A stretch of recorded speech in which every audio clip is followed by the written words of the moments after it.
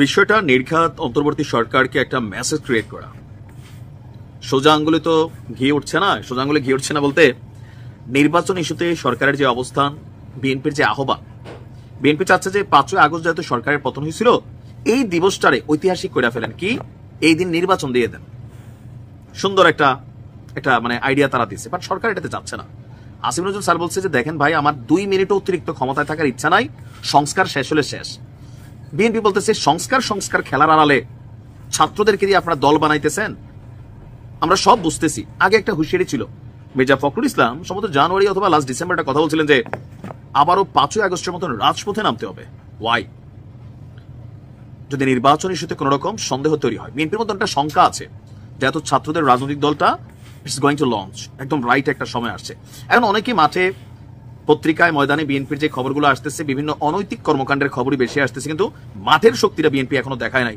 But right now show time.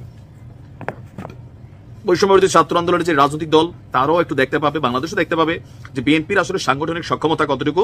জামাতেরটা তো আমরা মোটামুটি দেখছি। দর্শক, আগামী 11ই ফেব্রুয়ারি আপনার সারা দেশের জেলা, মানে 64টি জেলা এবং মহানগরে পর্যায়ক্রমে সভা সমাবেশ করবে বিএনপি। দেশের বর্তমান পরিস্থিতি নিয়ে একটা কেন্দ্রীয় বৈঠক করেছিল আপনার বাংলাদেশ জাতীয়তাবাদী দল। সেখানে নানান ইস্যু নিয়ে আলোচনা হয়েছে। ইভেন এই যে গেল বুলডোজার ঝড়, এটা নিয়ে কিন্তু বিএনপির প্রতিক্রিয়া ছিল যে দেশে কি আসলে সরকার আছে, আইন শৃঙ্খলা বাহিনীর কি আছে, এরকম নানান প্রশ্ন কিন্তু তারাও তুলছিল। তো এখন আপনার গতকালকে একটা জরুরি সংবাদ সম্মেলন করে এই কর্মসূচি ঘোষণা করেছেন বিএনপির জ্যেষ্ঠ যুগ্ম মহাসচিব রুহুল কবির রিজভী সাহেব। তিনি বলছেন যে 10 দিনের মধ্যে, মানে আগামী 10 দিন সারা বাংলাদেশে শুধু মিছিল, মিটিং, সমাবেশ দেখবেন। জেলায় জেলায়, উপজেলায় প্রত্যেক ভাইয়ের সালাম, গেঞ্জি, টুপি, তারপর মানে একটা উৎসব মুখর পরিবেশ তৈরি হবে, বোঝাই যাচ্ছে। বিকজ এটা বিএনপির শো টাইম। 2 কারণে জরুরি। প্রথমত, বৈষম্য বিরোধীর সাথে তাদের যে রাজনৈতিক সাংগঠনিক সক্ষমতা, যেমন আসিফ স্যার যে ডাক দিলে যে লক্ষ লক্ষ মানুষ চলে আসতেছে, এর বিপরীতে তাদেরও এখন শো টাইম। যদিও বিএনপির সাথে তাদের তুলনাটা আকাশ পাতাল পার্থক্য, তারপরেও মানে স্রোতের হাল যেটা দেখছি, জামাত আমির যেখানে যাচ্ছেন জনসমুদ্র বানাই দিচ্ছেন। এখন যেহেতু দেশে তারেক জিয়া নাই, সো একটা মূল আকর্ষণের যে কেন্দ্রবিন্দু, এটা আপাতত মানে ঘাটতি আছে। বাট তারপরেও তারেক জিয়াকে ছাড়াই যদি বিএনপি একটা বড় ধরনের শোডাউন দিতে পারে, সেটা আরেকটা মেসেজ ক্রিয়েট করবে লোকাল পর্যায়ে। দর্শক, তিনি বলছেন যে আগামী 10 দিনের মধ্যে 64 জেলায় রাজনৈতিক সভা সমাবেশ করবে বিএনপি। আর জাতীয় স্থায়ী কমিটির মানে সিনিয়র সদস্যরা সহ আপনার যারা আছেন, তারা এই সমাবেশগুলোতে উপস্থিত থাকবেন। যেহেতু একদম দলের সুপ্রিম লিডার যিনি আছেন বেগম খালেদা জিয়া, জনাব তারেক রহমান, তারা এই মুহূর্তে দেশে নাই।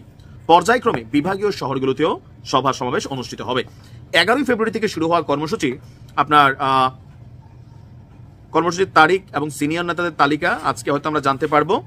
আর এই অনুষ্ঠানের মধ্যে আনটিল রমজান পর্যন্ত এটা চলবে। তো কি কি বিষয় রাখা হচ্ছে?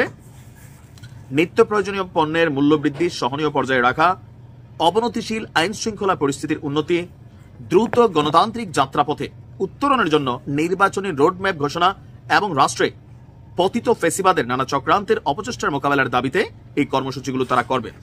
তিনি বলছেন যে এখনো আওয়ামী লীগ নিয়েও তিনি বলছেন যে আপনার আওয়ামী লীগ এখনো নানানভাবে ট্রাই করতেছে। তারপর সাবেক পুলিশ প্রধান বেনজির, তিনি যে আহ্বান জানিয়েছেন সেটা নিয়েও তারা প্রতিক্রিয়া জানিয়েছেন। আর বিভিন্ন জায়গায় পুলিশ সদস্যরা যে লাঞ্ছিত হচ্ছে, আইন শৃঙ্খলার অবনতি হচ্ছে, এগুলো নিয়েও তিনি এখানে ব্রিফ করছেন। এখন এই যে পরিস্থিতিটাকে কন্ট্রোল করা কতটুকু সম্ভব হবে, এটা সরকারকে স্পষ্ট চাপ ক্রিয়েট করে নির্বাচন নিয়ে। আগস্টের আগে, মানে আগস্টের মধ্যেই যেন নির্বাচনটা হয়। বিএনপি কিন্তু আগে থেকে বলছিল আমরা মাঠে নামবো। তো অবশেষে তারা মাঠে নামছে। সরকারকে মনস্তাত্ত্বিক চাপ ক্রিয়েট করা হচ্ছে। যত বড় সমাবেশ হবে সরকার প্রেশার নিবে, লোড নিবে, সেটাই এখন কৌশলে করার চেষ্টা করছে বিএনপি। আর এমনিতেও দীর্ঘ লম্বা একটা সময় আপনার বিএনপির ওরকম কর্মসূচি ছিল না, বাট এখন শো টাইম। দেখা যাক কি হয়। ভালো থাকো।